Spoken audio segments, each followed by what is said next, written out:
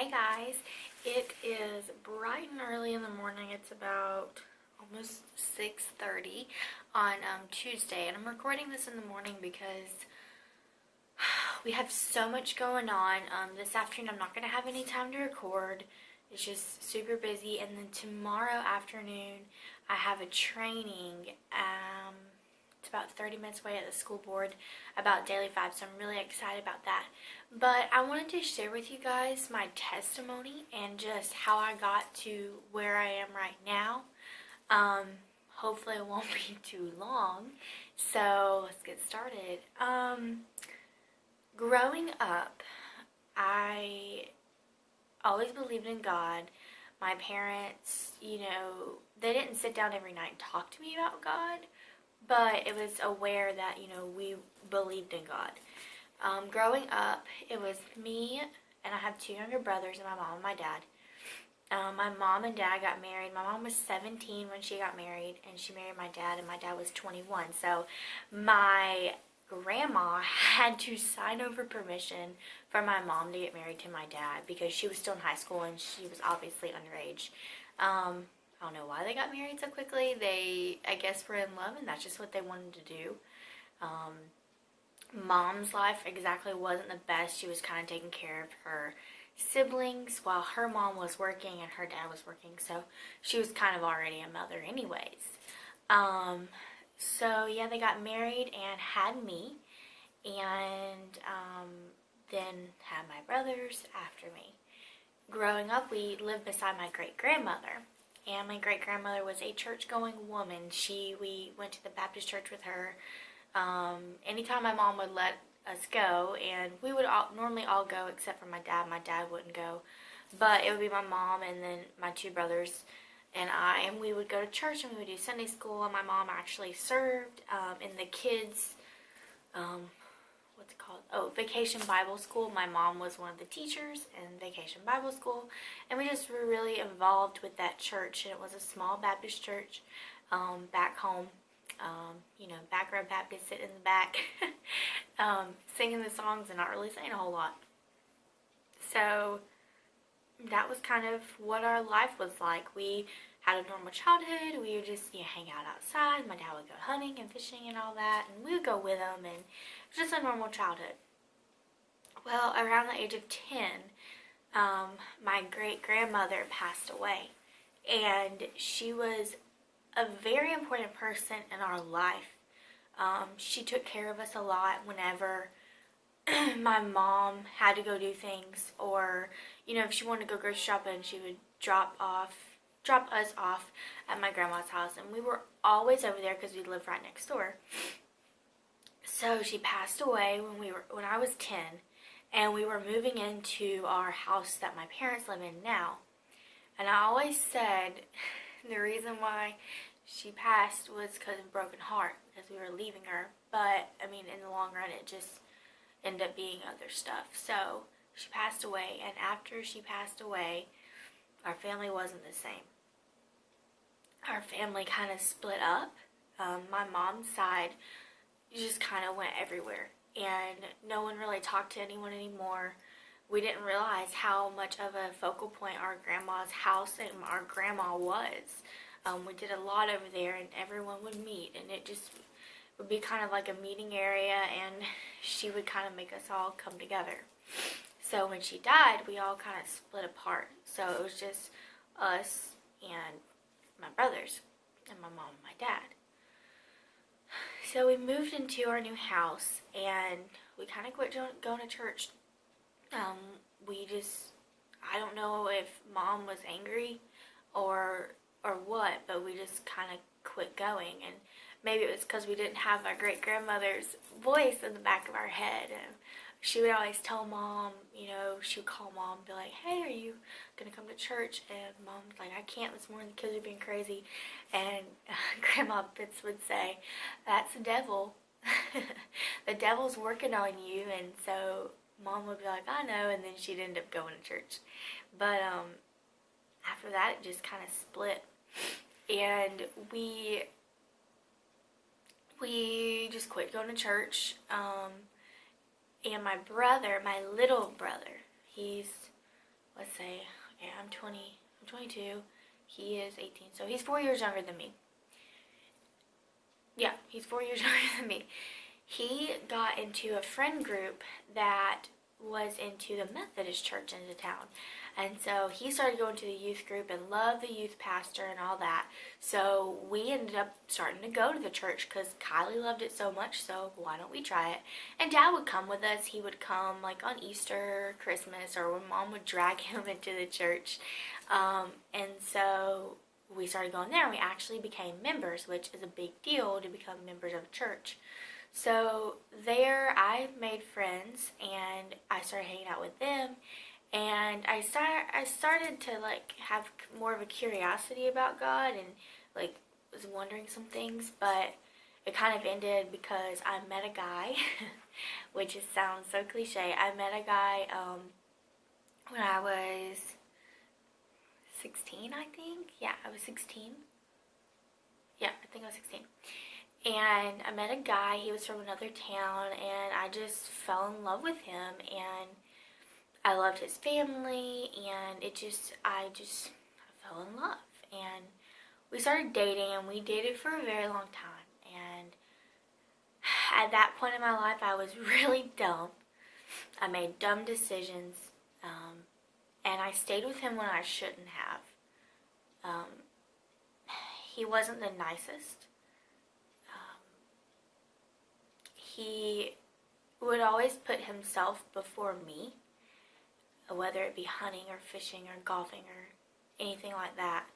It really got worse whenever he turned 21, because whenever we started dating, he was, I think, 20 or 19. I don't really remember how old he was, but he was older than me. And when he turned 21, obviously you're able to drink when you're 21. So that was really tough on us. He would go out a lot, and I just would sit at home and wait on him to come back. And if he did come back, he would be drunk, and it just was a big old mess. We would fight, and it just was not a healthy relationship at all. But I stayed.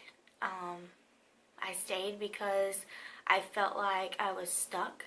I felt like I had made such bad decisions that God was mad at me, and if I didn't stay with him because I'd made those bad decisions, that my life would be worse because I made these bad decisions with this one guy. And so I was like, all right, God, I know I made these bad decisions, but I'm going to be with him forever. So, hey, is that even, is that like an even playing field? So I ended up staying with him and just getting used to his habits and other things that went on. And I got into college. I started going to college, obviously, after high school, and it got weird with our relationship. We were on and off. I loved his family. I still do love his family. I loved his family, and they loved me, and we broke up at one point, and then we got back together. But before I started going to college, I was crazy and followed my mother's footsteps in a way. In high school, I think I was 17 when it happened. Yeah. He proposed, and I said yes. And my dad was excited because my dad and him were really close. And my mom was not. She was excited, but she was kind of like, oh, okay, you need to think about it, because she was aware of everything that went on. And so we were engaged in high school, and here I was my senior year, and I was just thinking about weddings, and we were trying to buy a house, and we were trying to get married as soon as my senior year was over. So like my senior year was wrapped around like marriage and house buying and wedding planning and all this. Well, then it turned out that we decided to push off the wedding date. We're like, okay, we can't do this. We're not getting a house that we want. We're not going to be able to get the venue that we want, blah, blah, blah. So we'll just push it off. So we pushed it off. And then I started going to college and all that. Well, when I got into college and started my bachelor's program, we broke up. And it was tough. He came back and promised he would change, promised he would work on his drinking and all that. And so I gave him an ultimatum. I said, listen, I'm going to give you a week.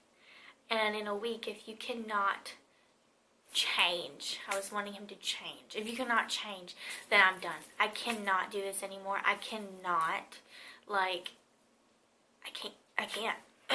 So I gave him a week, and I literally kept a notepad. It's bad. I kept a notepad of all the things that he did that was stuff that I wanted to work on, and he was aware of what he needed to work on. And I guess I had things I needed to work on as well, but his were kind of crucial. And so I remember him pulling up to our driveway, and I just looked at him. I was like, I'm done. I can't. I cannot do this again.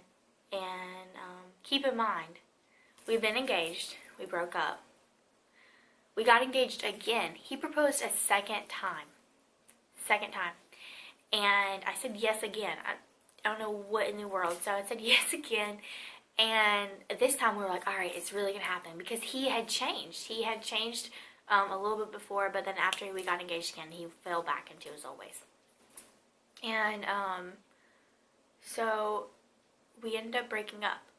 Now, around the time where it kind of clicked in my head that this wasn't how things need to be, I started going to church. And I started going to a church in town. And I really enjoyed it. It was non-denominational, and it was just great. And I felt like the Lord was tugging on me. I tried to get him to go to church. He wouldn't go. His family goes and still does go to church. And he does too. But at the time, we were so young and stupid. Like, I believe, I don't know, but I believe the way he is now isn't the way he was then, which is amazing because God can change you. And I feel like God was working in him as well as working in me. So I felt God tugging me, like saying, okay, you need to start going here. And so I invited him to go, and he wouldn't come. And that was kind of like a red flag, like, hey, if he's not coming to church with you, then something's, why is he not coming to church? He would have every excuse in the book. And so I started going to church, and I told Mom, like, I remember sitting there looking at my ring. My mom was going to church with me, and I looked down at it, and I just started getting teary-eyed, and I'm like, Mom, this is not how it needs to be. I shouldn't fear, like, talking to him about certain things. He shouldn't be coming home that way, and it shouldn't be like this. It just shouldn't. And, Mom was like, okay. So, long story short, we broke up, and it was really rough on me. I thought I would never find anyone again. I made so much mistakes. God wasn't going to forgive me, but God really started speaking to me, and he did forgive me, and I started getting involved in the church. I started going to small group. I made a lot of friends. I was volunteering with the kids, and I really enjoyed it, and I just felt like my life was changing. My heart was changing, and I decided to get baptized. I decided to get baptized, and I just never went for it. I just kind of suppressed it, and I was like, I don't want to get in front of the stage, and I don't want to get baptized in front of everybody, so I just kind of like kept it in. And I had a really good friend, my best friend Chelsea, and she kind of was my guide throughout all of this, throughout the breakup, throughout like dating him, and she just gave me really, really good advice, and I'm very, very, very thankful for our friendship. And she was like, you know what, Kayla, just do it. Like, what are you waiting on? And I just kind of kept ignoring it. Well, it was the fall of a couple years back. I don't think it wasn't last year. It was a couple years back. This guy I went to high school with, he came into my mom's shop. My mom worked at a t-shirt place. He came into my mom's shop and was like, hey, how's your daughter doing, blah, blah. Well, we went to middle school together. And my mom was like, hey, Gavin came in today, and he was asking about you. And I was like, oh, okay. And I had a huge crush on him whenever I was in middle school. So I was like, you know what, I'll message him on Facebook.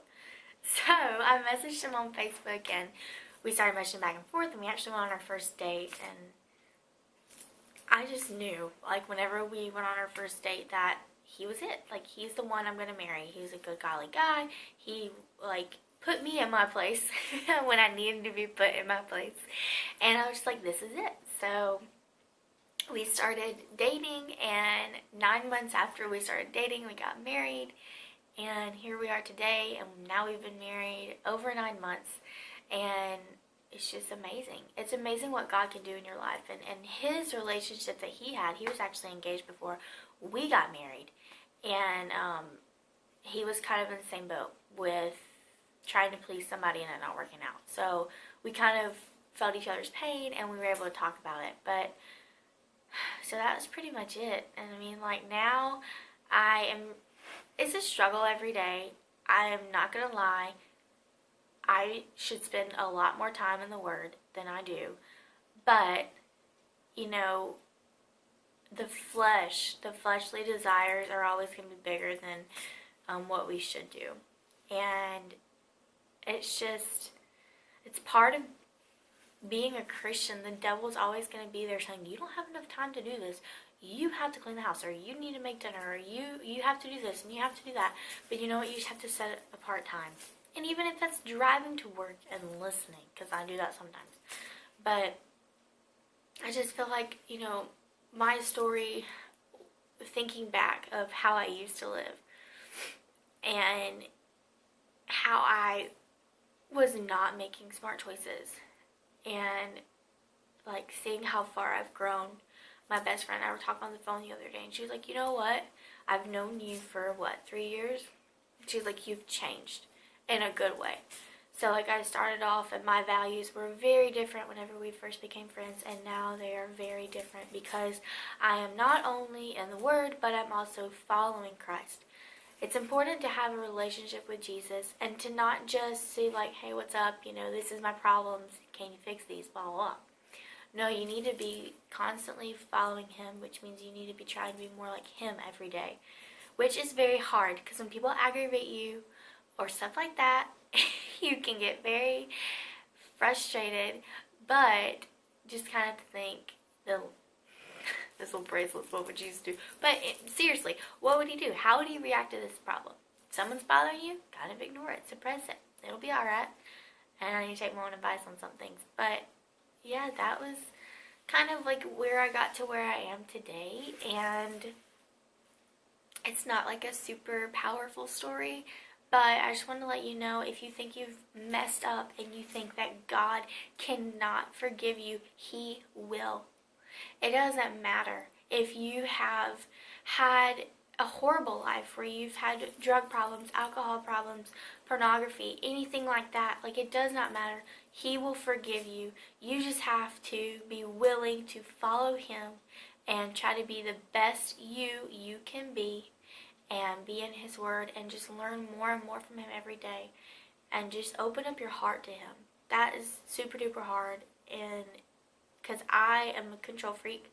I like to be in control, but we have to let God be in control, because he is the person that knows all things, and we just have to trust him, and he knows exactly what he's doing with our lives. So yeah, that's my story, and I'm sticking to it. No, I'm just kidding. That's kind of my testimony about how I came from where I am. And if you like this video, if you like hearing, not life stories, but kind of life stories and things that I've went through, just please let me know if you want more like this. I'm going to try to do like one teaching video, and then like one, just kind of like a mixture of it all. Like, I want to do a mixture of teaching, I want to do a mixture of like Bible stuff, not Bible stuff, but things I've come across in the Bible, and I want to share with you guys, and just my thoughts on things, and also like marriage, because we haven't even celebrated our first year yet, and we've been through a lot, but it's okay. Like, it's going smoothly. So yeah, if you have any ideas on videos that I need to post, please let me know, and I will see you guys later. Bye.